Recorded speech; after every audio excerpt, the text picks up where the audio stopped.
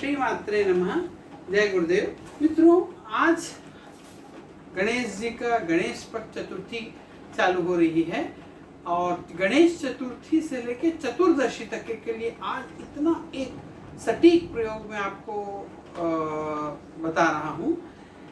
मित्रों, सबसे पहली चीज़ है, आप लोगों से विनती है कि चैनल को सब्सक्राइब कर लें। कभी ऐसा होता है कि हम बहुत शॉर्ट पीरियड में आपके लिए वीडियो लेके आते हैं, और अगर आपने मेरे चैनल को सब्सक्राइब करा हुआ है और नीचे बेल आइकॉन दबा के उसमें ऑल वाला ऑप्शन आपने अगर सेलेक्ट किया है, तो मैं लेट में भी अगर आपको वीडियो देता हूँ तो आपको फटाफट वो वीडियो मिल जाएगा, आपको ढूंढना नहीं पड़ेगा और वो तिथि नक्षत्र आपके हाथ से नहीं जा पाएगा। क्योंकि मैंने आपको इसके पहले भी आपको बताया है कि मेरे बेटे के उसके जिस प्रकार से क्लासेस रहती है उसके हिसाब से हमको सेट करना पड़ता है, और हमको एडिटिंग वगैरह और इसका कैसा क्या करना है सब आता नहीं है। तो इसलिए उसको समय नहीं मिल पाता। पढ़ने वाला बच्चा है और कभी लेट हो जाता है तो वीडियो बनाने में और उसको अपलोड करने में। तो इसलिए आप लोग सब्सक्राइब जरूर कर लें और ऑल वाला ऑप्शन और बेल आइकॉन दबा के ऑल वाला ऑप्शन चुन लें। ये जो आज मैं आपके लिए वीडियो लेके आया हूँ ये इतना अच्छा है मित्रों, और इतना सटीक है कि अगर आप इस गणेश पक्ष में, अगर गणपति पक्ष में अगर आप ये जो वीडियो में बताएगा उपचार अगर आप करते हैं और ये भगवान गणपति की इस प्रकार से आराधना करते हैं, तो आने वाले गणपति पक्ष तक आप खुद मुझे कहेंगे, कमेंट्स करके बताएंगे कि आपके घर में कितना अच्छा रिद्धि सिद्धि धन लक्ष्मी कितनी प्रसन्न है। क्योंकि मित्रों, हम और आप जब गणेश जी की स्थापना करते हैं तो वो 10 दिन के लिए करते हैं और 10 दिन के बाद में उसकी प्रतिष्ठा हम विसर्जित कर देते हैं। दरअसल महाराष्ट्र में जब भगवान कार्तिकेय जब महाराष्ट्र में थे तो उन्होंने अपने भाई भगवान गणपति को बुलाया था। वो वहाँ पे मेहमान बन के गए थे 10 दिन के लिए। तो इसलिए वहाँ पर ये प्रथा थी कि हम गणेश जी का विसर्जन कर दिया जाता है। लेकिन उस प्रथा को लेके पूरे देश भर में लोगों ने उसको मनाना चालू कर दिया।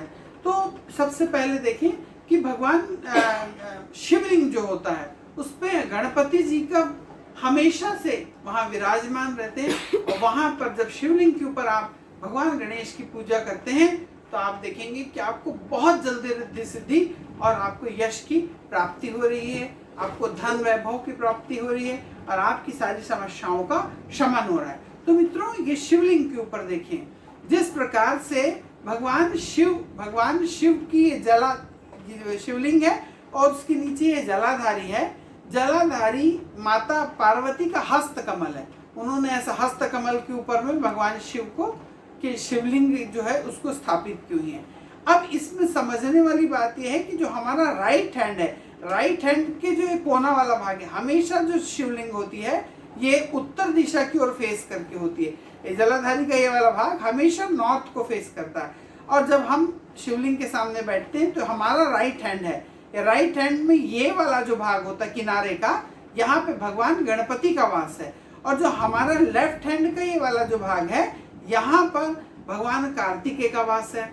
और माता पार्वती का ये जो पीछे की जो जलाधारी है, यहाँ पर माता पार्वती का वास होता है। लेकिन जब भी आप भगवान शिवलिंग की पूजा करते हैं तो सबसे पहले आपको ये जलाधारी को पूरी तरीके से ऐसा साफ कर देना चाहिए। इसके बाद आप, क्योंकि जैसे ही आप इस जलाधारी को साफ करते हैं, इसके बाद में आप इनकी आराधना करते हैं तो आपके पापों का क्षय हो जाता है। आपके जो किए हुए पाप देख कर सुन कर कई प्रकार से लगता है हम कुछ चीज़ देखना नहीं चाहते, तब भी वो हम देखते हैं और वो पाप है। और जो हम कभी सुनना नहीं चाहते, लोग गाली गलौज करते निकलते हैं, गलत चीज़ें बोलते हैं, वो हमारे कान में पड़ जाती है, तो वो भी एक पाप है।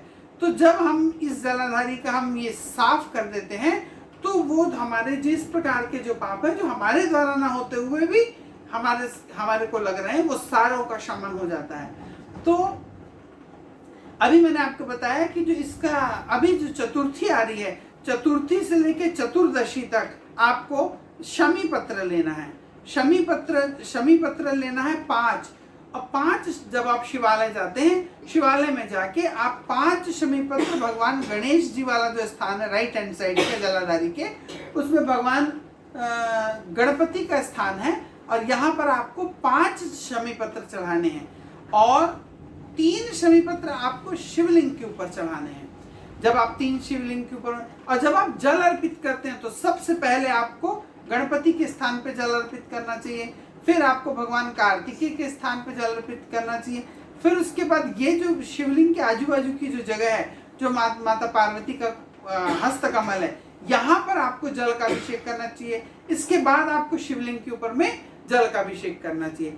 फिर शमी पत्र, पहले 5 शमी पत्र आप चतुर्थी से चतुर्दशी तक के 10 दिन आप ये नियम बना लें और आप जरूर देखेंगे कि भगवान शिव और भगवान गणपति के आपके ऊपर कितनी बड़ी कितना बड़ा आशीर्वाद हो रहा है। तो 5 शमी पत्र आपको यहाँ चढ़ाना है और 3 शमी पत्र आपको भगवान शिव के ऊपर चढ़ाना है। और जब आपने जल चढ़ा दिया तो पहले गणेश जी पे चढ़ाया, इसके बाद में आपने कार्तिकेय को चढ़ाया, इसके बाद में ये जलाधारी के पीछे वाले भाग में यहाँ पर आपने माता का पार्वती के लिए चढ़ाया, इसके बाद शिव जी पे चढ़ाया। इसके बाद इसके ऊपर में कलश रखा रहता है जिससे बूंद बूंद करके जल भगवान शिव पे गिरता है। तो इस कलश के अंदर भगवान शिव के 5 पुत्रियों का वास होता है, वह जया, विरदा, सामलवारी, दोहसी और देव। ये तो जया, विरदा, शामलवारी, दोतली और देव, ये 5 पुत्रियों का वास इसके उनके ऊपर जो कलश रहता है उसके उसमें रहता है। वो बारी बारी से बूंद बूंद करके भगवान शिव के ऊपर में यहाँ से जल का अभिषेक करती रहती हैं।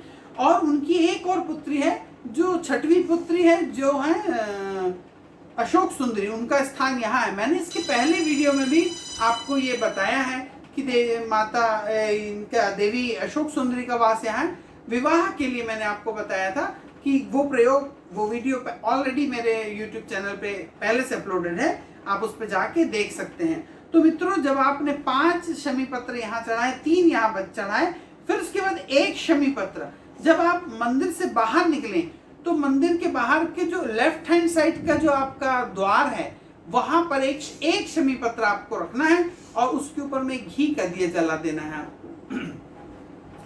मित्रों, ये एक इतना जबरदस्त प्रयोग है। इस प्रयोग को करके आप रिद्धि सिद्धि आपके घर में बिल्कुल, लक्ष्मी माता लक्ष्मी और रिद्धि सिद्धि आपके घर बहाने मार मार के लोग मित्रों आपके घर में रहेंगी और आप प्रसन्न रहेंगे। तो इसलिए आपको अब इस प्रकार से लेकिन एक चीज का विषय, जब जलाधारी के जो आगे से जल बाहर की ओर बहता रहता है, उस जल को हमें हमें पीना नहीं चाहिए। कई बार हम मंदिरों में जाते हैं, देखते हैं, लेकिन उतना वर्णन नहीं कर सकते क्योंकि लोग केवल देख दूसरे को क्या कर रहा है, वो गलती भी कर रहा है उनको पता नहीं, लेकिन वो भी वैसे करने लगते हैं। तो इस जलाधारी से यहाँ पे जो जलहरी से जो पानी नीचे गिरता है, इस जल को हमें ना ही अपने सिर के ऊपर लगाना चाहिए, ना ही उसका पान करना चाहिए, क्योंकि अगर ऐसा करते हैं तो ये निर्माल्य है और इसमें चंड का भाग है। और एक चीज का ध्यान रखें कि इससे हमें उद्वेग होता है, चिड़चिड़ाहट होती है, हमारा मन नहीं अशांत होता, हमारा मन नहीं लगता। अब हम वो कौन से जल का पान करें?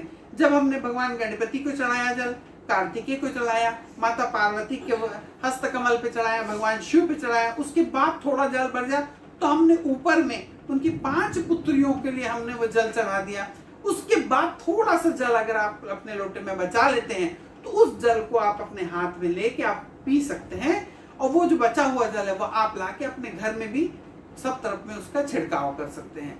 मित्रों, आप केवल 10 दिन ये महागणपति का प्रयोग करें और आपको चमत्कार ना हो तो आप कहना, 1 वर्ष के अंदर आप मुझे बताएंगे कि आपके बिजनेस कैसे चल रहे हैं और कितनी उन्नति हुई है। अभी हमारे किसी भाई ने एक वीडियो पे लिखा था कि मुझे सीएम बनना है।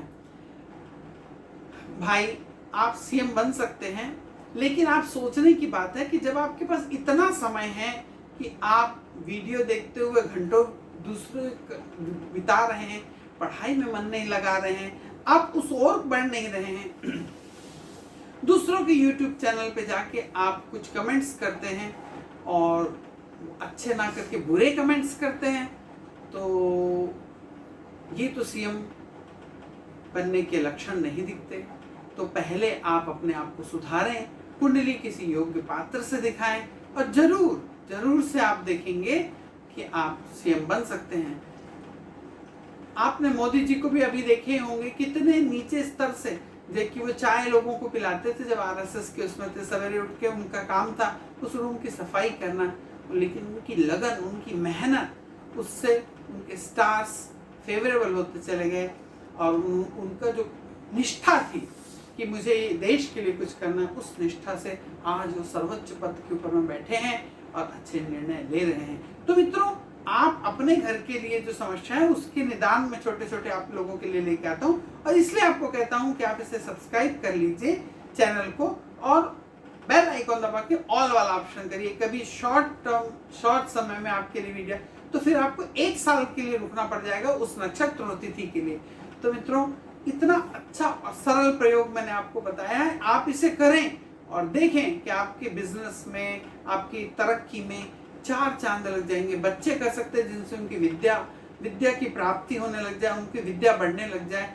और जो विद्या अभी तुरंत समय में अगर कोई भाई हमारे बच्चे परीक्षा देने जा रहे हैं, उसके लिए भी हमने एक वीडियो बना रखा है, वो डाउनलोडेड है, अपलोडेड है, आप उसको जाके देख सकते हैं। जय श्री राधे। मित्रों, ज्यादा से ज्यादा शेयर